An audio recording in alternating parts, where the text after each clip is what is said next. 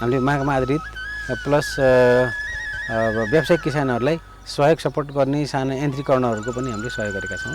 Drip irrigation थोपाइसकेको लागि मलाई कृषि ज्ञान केन्द्रले सहयोग गरेको छ। क्विन सेलहरू यो स्थानीय स्तरमै बिक्री वितरण गरेर पनि त्यसको क्विनको पूर्ति गरेको छु।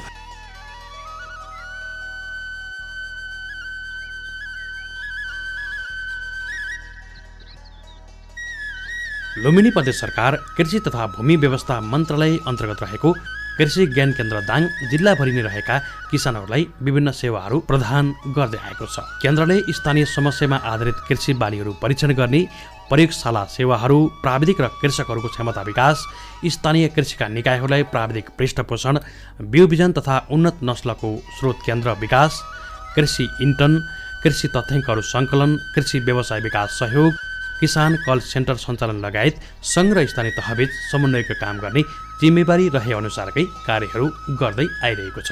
तीनै तहका सरकारहरूबीचको पुलका साथै कृषि सम्बन्धी अन्य निकायहरूसँग समेत सहकारी र समन्वयात्मक रूपमा कृषि विकासका कार्यक्रमहरू सञ्चालन सम्बन्धी महत्त्वपूर्ण जिम्मेवारी समेत केन्द्रको रहेको छ। कृषि ज्ञान केन्द्र दाङ विभिन्न कृषिका सम्भाव्यता तथा भौगोलिक विशेषताका आधारमा कृषि उत्पादकत्व वृद्धि गर्ने लक्ष्य अनुरूप अगाडि बढिरहेको छ। निर्वाहमुखी कृषि पद्धतिलाई नाफामूलक, दिगो एवं व्यावसायिक पद्धतिमा रूपान्तरण गर्दै कृषिमा आधारित उद्योग विकास गरी रोजगारी एवं आय स्तर वृद्धि गर्ने समेत लक्ष्य राखेको छ। साथै कृषि ज्ञान केन्द्र दाङले कृषि क्षेत्रको प्रतिस्पर्धात्मक क्षमता वृद्धि गरी राष्ट्रिय अर्थतन्त्रमा टेवा पुर्याउने लगायतका विषयहरूलाई समेत आत्मसात गर्दै आएको छ। हामीले विशेष गरेर सिँचाइ पूर्वाधार सम्बन्धी कार्यक्रममा हामीले सहयोग गऱ्यौँ र त्यस्तै गरेर हामीले मौरीको ब्लकहरू र मौरीको स्रोत केन्द्रहरू र साथै च्याउ मागमा आधारितमा च्याउ मौरीलाई हामीले केही हदसम्म सहयोग गऱ्यौँ। साथै पुष्प खेतीदेखि लिएर अन्य कार्यक्रमको कागती खेतीहरूको लागि पनि हामीले मागमा आधारित प्लस व्यावसायिक किसानहरूलाई सहयोग सपोर्ट गर्ने साना यन्त्रीकरणहरूको पनि हामीले सहयोग गरेका छौँ। हाम्रो विशेष गरेर साना किसानदेखि लिएर मझिल्ला वर्गका किसानहरूलाई पनि समेट्ने कार्यक्रम गऱ्यौँ। साथै दुईवटा हामीले ठुला कार्यक्रम गऱ्यौँ जो ब्लक उत्पादन कार्यक्रम भनेर भनिन्छ पिएमएमपी अन्तर्गतको। त्यसले गर्दा हाम्रो कार्यक्रमबाट धेरै मान्छेहरू लाभान्वित हुनुभएको छ र यी ब्लककै कार्यक्रममा हामीले तरकारी ब्लक जहाँ हामी सञ्चालन गरेको थियौँ त्यहाँ एउटा गाउँ तरकारीमय भएको छ। जस्तो तुलसीपुर वडा नम्बर 3 भट्टी भन्नेमा त्यहाँ गणौली मलदेखि लिएर सम्पूर्ण डिकम बजारहरू राखेर अर्ग्यानिक एउटा गाउँको रूपमा विकसित भएको छ। टनल पनि हिजो बिहान एउटा टनल पनि थिएन भने कृषि ज्ञान केन्द्रले जब ब्लक सञ्चालन गर्यो र अहिले झन्डै 250 भन्दा बेसी टनलहरू गाउँमा छ र त्यहाँको टमाटरको पनि एउटा लोगो नै बनेको छ। भट्टीको टमाटर भनेपछि बजारमा पनि छुट्टै खालको भावहरू पाउने गरेको छ। त्यसरी हामीले एउटा गाउँलाई चाहिँ त्यो गराउन सक्षम भयौँ भने र मौरीको पनि ब्रिडिङको सम्बन्धमा हामीले केही हदसम्म हामीले काम गरेका छौँ र त्यसमा हाम्रो यो एग्री नेपालसँग मिलेर प्राकृतिक हनी तथा प्रशोधन केन्द्रसँग मिलेर हामीले गरेका छौँ। त्यसले गर्दा हामीले विभिन्न क्षेत्रहरूमा मौरी, च्याउ, रेशम, पुष्प र सिँचाइदेखि लिएर विभिन्न क्षेत्रहरूमा हामीले चाहिँ कार्य अगाडि बढाइरहेका छौँ र सानादेखि मध्यम वर्गका किसानहरू र त्यसबाट लाभान्वित हुनुभएको छ। दाङ जिल्ला पछिल्लो समय तरकारीमा आत्मनिर्भर बन्दै गएको देखिन्छ। दाङको सदरमुकाम घोराई स्थित तरकारी बजारमा थुप्रै जिल्लामा उत्पादन भएका तरकारीहरू आउने गरेका छन्। मौसमी तथा बेमौसमी तरकारी प्राय दाङ जिल्लामै उत्पादन हुने गरेको छ। मौसमी तरकारीको उत्पादन धेरै हुँदा मूल्यमा गिरावट समेत हुने गरेको किसानहरू बताइरहँदा औसतमा वार्षिक मूल्य दर हेर्ने हो भने उत्पादनले बजार राम्रै पाएको देखिन्छ।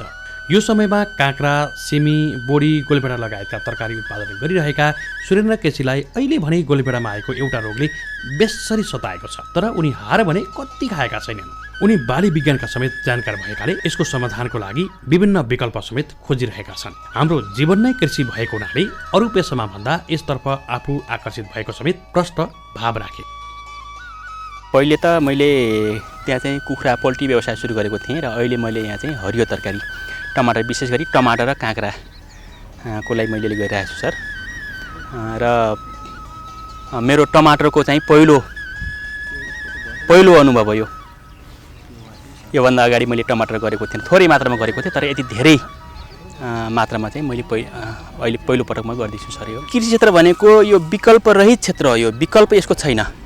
पैसा कमाउन पढाए पनि हुन्छ, अरू जागिर पनि हुन्छ, व्यापार गरे पनि हुन्छ, तर हामीलाई चाहिने भनेको कृषि हो। हामी यो कृषिको चाहिँ विकल्पहरू छैन र पढेकाले कृषि गर्न हुँदैन, पढेकाले अरू जागिर खानुपर्छ, अरू गर्नुपर्छ भन्ने एउटा सोच जो छ हाम्रो समाजमा, वास्तवमा पढेकोले चाहिँ कृषि गर्नुपर्छ भन्ने मेरो सोच हो। त्यस कारणले मैले टिचिङ पेसा छोडेर मैले चाहिँ कृषि पेसामा हालेको छु सर।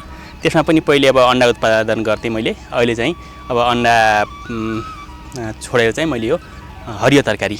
विभिन्न आवश्यक प्रविधि विस्तार, कृषि उपजहरूको बजार व्यवस्था एवं कृषिजन्य लघु उद्यमहरूलाई बढावा दिएर रोजगारी वृद्धि गर्ने लक्ष्य अनुरूप कृषि ज्ञान केन्द्र दाङ अगाडि बढिरहेको छ। गाउँ गाउँमा कृषक लक्षित कार्यक्रम लागू भएपछि किसानहरूले राम्रो आम्दानी गरिरहेका छन्। विभिन्न कार्यक्रम अन्तर्गत किसानहरूका लागि आवश्यकता अनुसार जोत्ने ट्र्याक्टर, धान रोप्ने मेसिन, थोपा सिँचाइ प्रविधि, प्लास्टिक टनेल लगायत उपकरणहरू समेत अनुदानमा उपलब्ध गराएको छ। यसको उदाहरण सुरेन्द्र कृषिलाई नै लिन सकिन्छ। कृषि ज्ञान केन्द्र दाङ मार्फत विभिन्न प्रविधिहरू र प्राविधिक सहयोग आफूले पाएको र यस्ता सहयोग भइरहनु पर्ने समेत कृषिको सुझाव छ। कृषि ज्ञान केन्द्रबाट मलाई योभन्दा अगाडि पनि मलाई कृषि ज्ञान केन्द्रबाट सहयोग मिलेको थियो। अहिले पनि यो ड्रिप इरिगेसन थोपाइसकेको लागि मलाई कृषि ज्ञान केन्द्रले सहयोग गरेको छ र यो टमाटरमा केही रोग लागेको थियो, त्यो रोग लागेकोमा पनि हाम्रो चाहिँ कृषि ज्ञान केन्द्रबाट राम्रो सहयोग चाहिँ मिलेको छ, टेक्निकल सपोर्ट मिलेको छ। मैले बेलामा चाहिँ सर यस्तो भयो, मैले स्पेसली मैले रुद्रमणि सरलाई भेटेको थिएँ। सर यस्तो यस्तो भएको छ, के गर्ने कसो गर्ने भनेर भनेपछि उहाँले चाहिँ एउटा जो सल्लाह दिनुभयो, मलाई माटो परीक्षण गर्नुपर्छ भन्ने कुरा गर्नुभयो।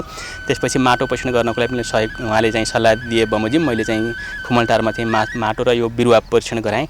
अनि त्यसपछि उहाँले केही कुरा गर्नुभएको थियो, त्यसअनुसार मैले गरेर यो अहिले चाहिँ यो यतिको चाहिँ टमाटर अहिलेको यस्तो बेलामा पनि यस्तो बेमौसममा पनि यतिको टमाटर मैले चाहिँ कृषि ज्ञान केन्द्रको सल्लाह बमोजिम मैले चाहिँ बचाउन सफल भएको छु।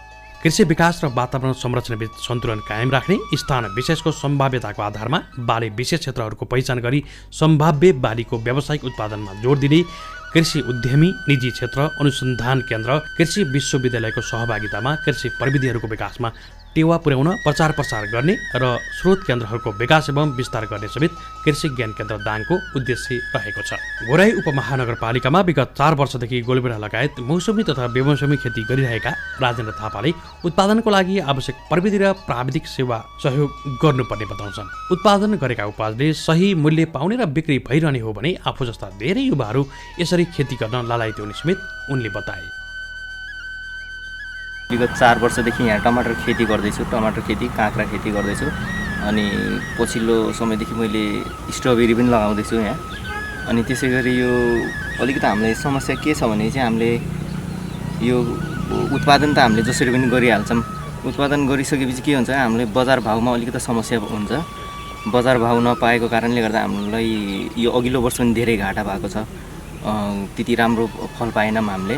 अनि हामीलाई सरकारले के गर्दै हुन्थ्यो भने बजार व्यवस्थापन प्लस हामीलाई यो टमाटर खेती गर्दाखेरि चाहिने बिउ अनि त्यसपछि मल्चिङहरू लिएर यसमा अलिकति सहुलियत भइदिएदेखि अलिकति सजिलो हुन्थ्यो। कृषि मूल्य र बजार सूचनाहरूको सङ्कलन, विश्लेषण र प्रवाह गर्नुका साथै बजार व्यवस्थापनका लागि आवश्यक पूर्वाधारको विकास गर्ने, कृषि उपजहरूलाई कृषिजन्य उद्योगसँग आबद्ध गराउँदै लगी उत्पादन र उद्योगबीच तादम्यता राख्ने लगायतका काममा समेत कृषि ज्ञान केन्द्र दाङ लागिरहेको छ। केन्द्रले नर्सरी तथा पुष्प व्यवसायमा लाग्नेहरूको लागि समेत आवश्यक परामर्श, नर्सरीको लागि प्लास्टिक घर निर्माण लगायतमा पनि सहयोग गर्दै आएको छ। पछिल्लो समयमा देशैभरि पुष्प व्यवसाय तथा नर्सरी व्यवसाय फस्टाउने क्रममै रहेको छ। कृषि ज्ञान केन्द्र दाङबाट आवश्यक सहयोग प्राप्त गरेका राप्ती नर्सरी तथा वनस्पति उद्यानका सञ्चालक रोशन आचार्य समेत केन्द्रप्रति कृतज्ञ छन्। युवा पुस्तालाई स्वदेशमै सम्भावना खोज्न समेत उनले आग्रह गर्छन्। अहिले सामान्यत हामीले हाम्रो मिक्स नर्सरीकै रूपमा हामीले सञ्चालन गरिरहेका छौँ।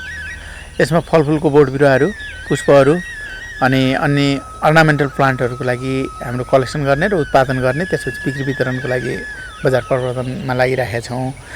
र मेनली हाम्रो अर्नामेन्टल र पुष्प खेतीलाई चाहिँ हामीले विशेष प्रायोरिटी दिएर हामी अगाडि बढिरहेको अवस्था छ अहिलेको अवस्थामा। कृषि ज्ञान केन्द्रले योभन्दा अगाडि हामीसँग सामान्य सल्लाहहरू दिनुदेखि लिएर सरहरूको धेरै पटक चाहिँ भिजिट हुने र हामीलाई सामान्य सहयोग सपोर्ट गर्ने कार्य त भइरहेकै छ।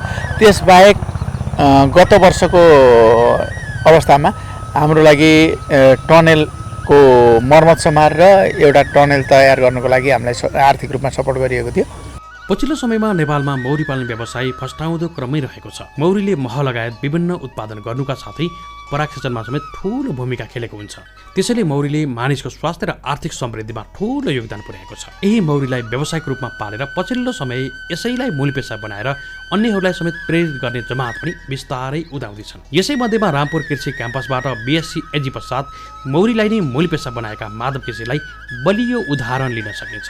रामपुर कृषि क्याम्पसबाट BSc एजी गरिसकेपछि उनलाई मौरी पालन व्यवसायले साथ दिइ नै रह्यो। लुम्बिनी प्रदेशकै नमुना मौरी फार्मको रूपमा रहेको उनको यो फार्ममा तालिम लिनेहरू र सिक्नेहरू धेरै आउँछन्। प्लटिङको कारणले हुने जग्गाको खण्डीकरण, अव्यवस्थित उद्योगहरू खोलिने लगायतका विषयहरू मौरी पालनमा बाधा पुर्याउने तत्त्वहरू बनेका छन्। मौरी पालन गर्न चाहनेहरूको लागि आवश्यक रानी मौरी समेत उनले उपलब्ध गराउने गरेका छन्। सबै सरकारी निकायहरूको समन्वय राम्रो भएर यस क्षेत्रको उद्धारमा लाग्ने हो भने मौरी पालनको क्षेत्र उकासिनेमा उनी ढुक्क पनि छन्। उत्पादित महको बजारमा सरकार र उपभोक्ताले स्वदेशी किसानको महलाई प्राथमिकतामा राख्नुपर्ने समेत उनले सुझाएका छन्।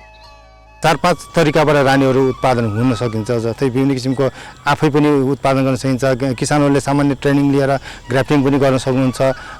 यावत तरिकाबाट रानी उत्पादन गरेर गोलाको वर्ण सुधार गरिरहनु भएको छ। तर त्यसमा अलिकति विशेष जटिल प्राविधिक पाटो भएको कारणले गर्दाखेरि यसमा अलिकति डिटेलमा हामीले किसानलाई बुझाउनु पर्छ र हामीले पनि बुझ्नुपर्छ।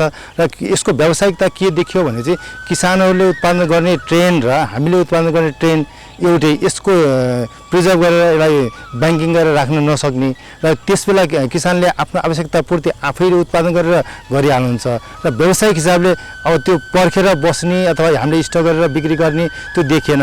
अब जसलाई आवश्यकता परेको छ उहाँले त्यसबेला नै अर्डर गरेर किनेर लगेर युज गर्नुहुन्छ। अब केही किसानहरूले आफै उत्पादन गरेर आफैले आफ्नो समस्याको समाधान आफै गरेर नै गर्नुहुन्छ होइन। तर यसलाई हामीले अलिकति ठुलो स्केलमा काम के गर्नुपर्ने देखियो भने अहिले मैले तपाईँको क्विन सेलहरू यो स्थानीय स्तरमै बिक्री वितरण गरेर पनि त्यसको क्विनको पूर्ति गरेको छु। यो गत साल पनि मैले क्विन सेल बिक्री वितरण गरेछ होइन।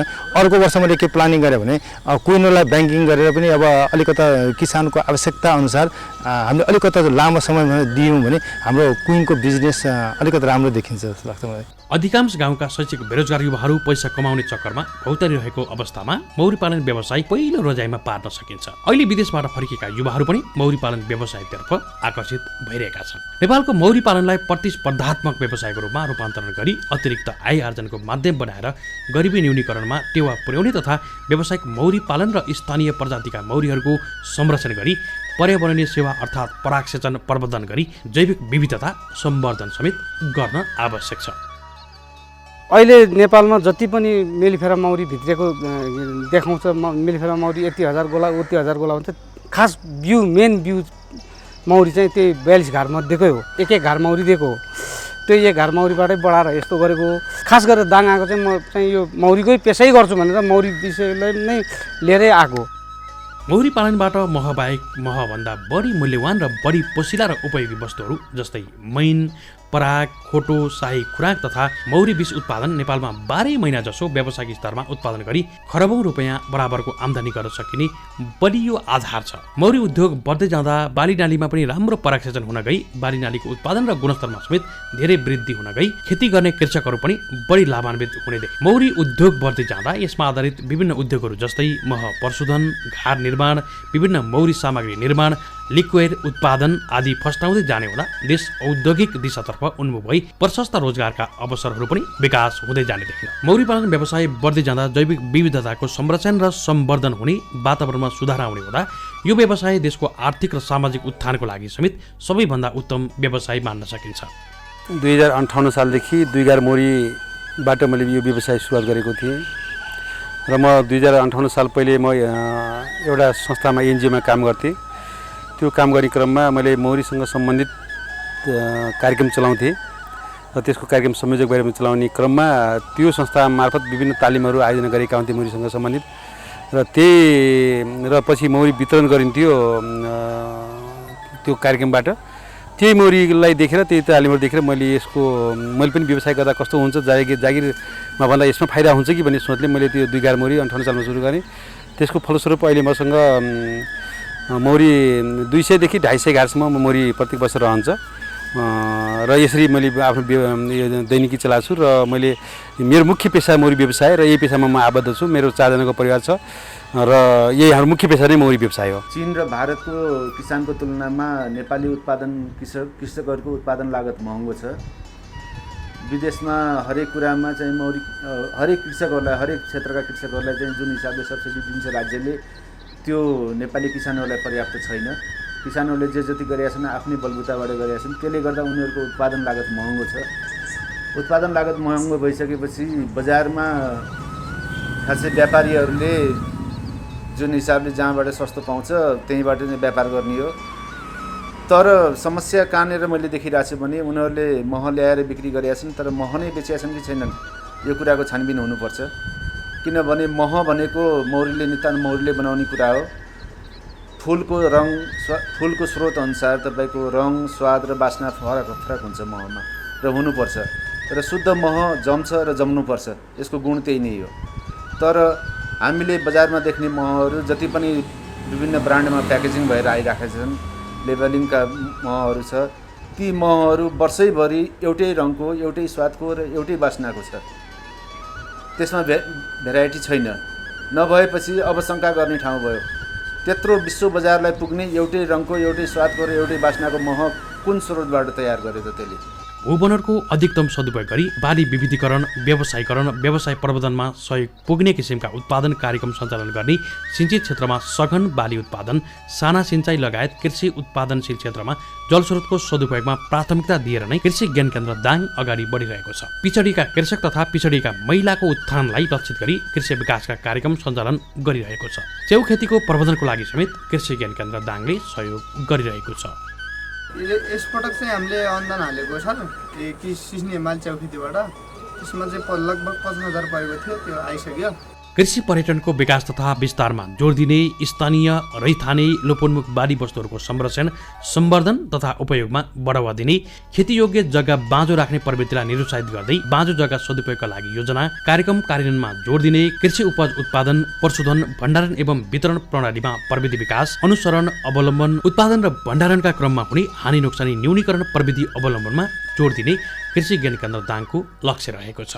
हामीहरूलाई अहिले के भएको छ भन्दा यो विशेष गरेर अनुदान भन्दा पनि ठेट गर्ने कृषकहरूलाई सहुलियत दरमा ऋण उपलब्ध गराउनेको व्यवस्थापन गर्ने र साथै जहाँ उत्पादन गर्नुहुन्छ प्रतिफलमा आधारित जुन उत्पादन कार्यक्रमहरू छ त्यसलाई हामीले चाहिँ अगाडि बढाउने, साथै जहाँ थोरै हाम्रो इनपुट राखेर जस्तो सिँचाइको सपोर्ट गर्दाखेरि अथवा अन्य मलबिउमा सपोर्ट गर्दाखेरि जुन ठाउँले अगाडि बढ्न सक्छ त्यस्तोमा हामीले सपोर्ट गर्ने हाम्रो आगामी दिनको हाम्रो कार्यक्रम छ। र साथै बजारीकरणमा पनि हामीले कृषि उत्पादन यो हामीले चाहिँ यो स्टोरेज भवनहरू सानातिना हामीले चाहिँ योचोटि कृषि उत्पादनलाई भण्डारण गर्ने गृह पनि हामीले योचोटि बनाएको छौँ र यसलाई थप बढावा गर्ने पनि हाम्रो चाहिँ कार्यक्रम छ। संवैधानिक व्यवस्थाको मर्म भावना अनुरूप तिनै तहबीच सहयोग, सहकार्य र समन्वय र सहअस्तित्व आत्मसात गर्दै कृषिको समष्टिगत विकासको मूल प्रभावमा सहयात्रा गर्नु नै आजको प्रमुख आवश्यकता हो। यही कुरालाई आत्मसात गर्दै कृषि ज्ञान केन्द्र दाङले कृषि क्षेत्रमा लागेका कृषकहरूको जीवनस्तरमा सुधार ल्याउन उन्नत कृषि प्रविधि कृषक समक्ष पुर्याउने, उन्नत बिउ बिजन बिरुवाहरूका बारेमा जानकारी गराउनुका साथै वितरण गर्ने र कृषि क्षेत्रमा देखा परेका समस्याहरूको समाधान गर्नेतर्फ सेवा पुर्याउँदै आइरहेको छ। यसरी कृषक स्तरमा आधुनिक र वैज्ञानिक प्रविधिहरूको प्रचार प्रसार गरी विभिन्न बाली, तरकारी तथा फलफुलहरूमा उन्नत तरिकाबाट खेती गर्न सिकाई समग्रमा कृषक समुदायको जीवनस्तर माथि उठाउने कार्य नै कृषि ज्ञान केन्द्र दाङको लक्ष्य र उद्देश्य रहेको छ।